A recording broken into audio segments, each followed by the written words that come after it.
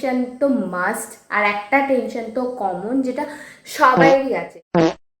Hey guys, welcome and welcome back to my another mini blog. আজকে আমি তোমার সাথে শেয়ার করতে চাই আমার ক্লাস 11-এ ওঠার পর ফার্স্ট একটা মিনি ব্লগ। তো আজকে আমাদের ছিল সকালে স্কুল। তো সকালে স্কুল থেকে এসে আমি ফার্স্টেই গুছিয়ে নিই। আমি যেইখানে আমার বইপত্র রাখি সেই জায়গাটা প্রচণ্ড পরিমাণে নোংরা হয়েছিল গাইজ। আর 11-এ ওঠার পর থেকে এই জায়গাটাকে না গুছানোই হয়নি।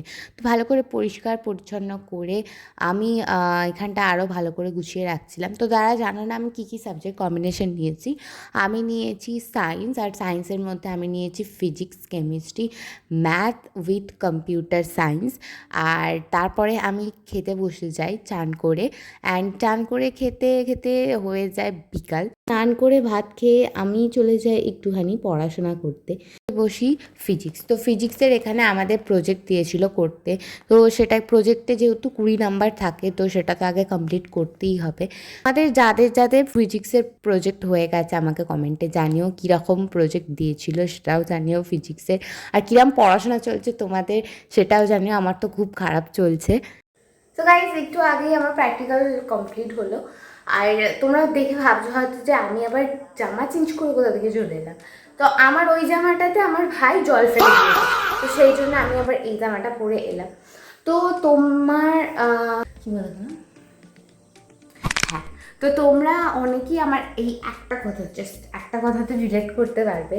তো এই টাইমটা এমনই যে যারা আমার মতো অ্যাভারেজ আছো, ওকে ভাই, আমি কোনো টপার নই। তো ফার্স্ট অফ অল, আমরা যখন ক্লাস 10-এ ছিলাম আমাদের লাইফস্টাইল একরকম ছিল, আমাদের চিন্তাভাবনা একরকম ছিল। আমরা ভাবতাম যে আমাদের টার্গেট শুধুমাত্র মাধ্যমিক পর্যন্ত।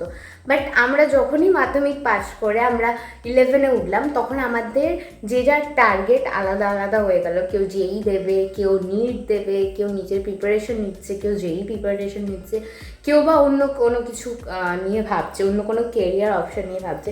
বাট এই সমস্ত কিছুর মধ্যে একটা টেনশন তো মাস্ট, আর একটা টেনশন তো কমন, যেটা সবাইরই আছে।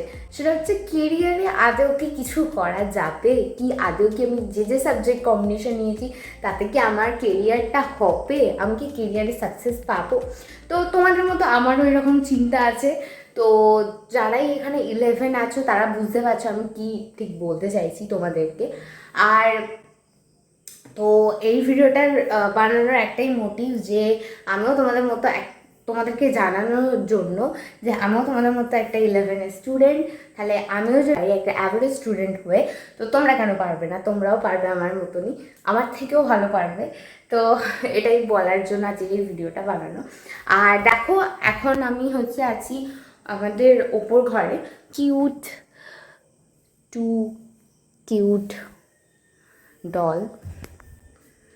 আর এখানেই আমি থাকি, অ্যান্ড আমি বেসিক্যালি নিচে থাকি, বাট এখানে মাঝে মাঝে শুতে আসি। আর এটাই